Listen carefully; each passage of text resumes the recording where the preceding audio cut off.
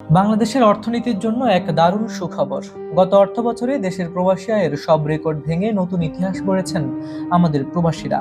বাংলাদেশ ব্যাংকের দেওয়া সর্বশেষ তথ্য অনুযায়ী সদ্য সমাপ্ত 2025-26 অর্থবছরে বৈধ পথে বাংলাদেশে এসেছে 3,556,20,00,000 মার্কিন ডলার রেমিটেন্স। বাংলাদেশি টাকায় যার পরিমাণ 4,38,128 কোটি টাকারও বেশি। দেশের ইতিহাসে এক বছরে আসা এটাই সর্বোচ্চ প্রবাসী আয়। আগের বছরে অর্থাৎ 2024-25 অর্থবছরে রেমিটেন্স এসেছিল 3,032,90,00,000 মার্কিন ডলার। সেই তুলনায় এবার এক বছরে এই রেমিটেন্স বেড়েছে 523,30,00,000 ডলার, যার প্রবৃদ্ধির হার 17.3%।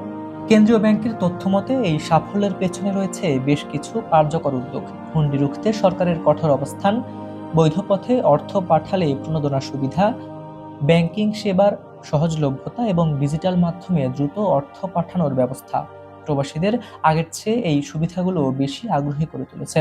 এই রেমিটেন্সের ফলে বাংলাদেশের বৈদেশিক মুদ্রার রিজার্ভ এখন আগের চেয়ে অনেক শক্তিশালী।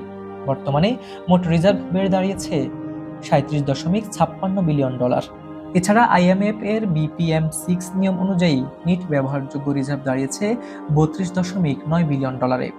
দেশের অর্থনীতির এমন ইতিবাচক সব খবরের নিয়মিত আপডেট পেতে আমাদের চ্যানেলটি এখনই সাবস্ক্রাইব করে সাথে থাকুন।